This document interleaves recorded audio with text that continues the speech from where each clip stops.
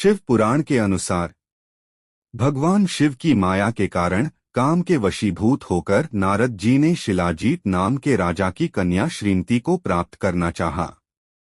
नारद जी ने सोचा कि सौंदर्य को देख के ही श्रीमती मेरा वरण कर सकती है। ऐसा सोचा कर नारद जी विष्णु जी के पास गए और उन्हें श्रीमती के स्वयंवर और उनसे विवाह करने की इच्छा बताई और विष्णु जी से प्रार्थना की कि वे अपना रूप उन्हें प्रदान करे ताकि श्रीमती उन्हें ही वरे। फिर विष्णु जी ने कहा, मैं आपका हित उसी प्रकार करूंगा जिस प्रकार पीड़ित व्यक्ति का श्रेष्ठ वैद्य करता है। फिर विष्णु जी ने नारद जी के मुख पर वानर और शेष अंगों को मनोहर रूप प्रदान कर दिया। नारद जी खुशी खुशी स्वयंवर में गए और राज्यसभा में जा बैठे और श्रीमती की प्रतीक्षा करने लगे। उस सभा में 2 रुद्रगण ब्राह्मण रूप में बैठे हुए थे। नारद जी का वानर रूप केवल कन्या और रुद्रगणों को ही दिखाई दे रहा था।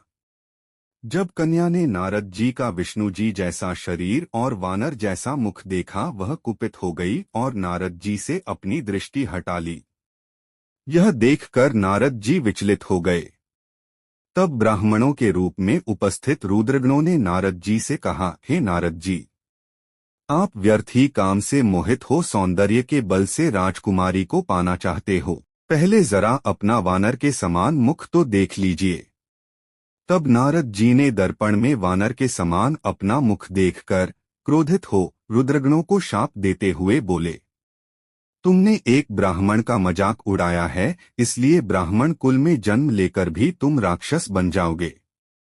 यह सुनकर शिवगण इसको भगवान शिव की इच्छा मानकर उदासीन भाव से वहां से चले गए। कुछ समय पश्चात जब नारद जी शिवलिंगों का दर्शन करने निकले, तब उन रुद्रगणों ने नारद जी को वहां देखा तो वो दोनों गण शाप मुक्ति के लिए नारद जी के पैरों में गिर गए।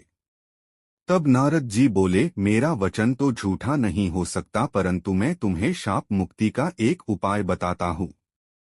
मुनि विश्वा के वीर्य के द्वारा तुम एक राक्षसी के गर्भ में जन्म लोगे। समस्त दिशाओं में रावण और कुंभकर्ण के नाम से प्रसिद्धि पाओगे। राक्षसराज का पद प्राप्त करोगे। तुम बल और वैभव से युक्त होंगे। समस्त ब्रह्मांड का राजा होकर भी तुम भगवान शिव के परम भक्तों में होंगे।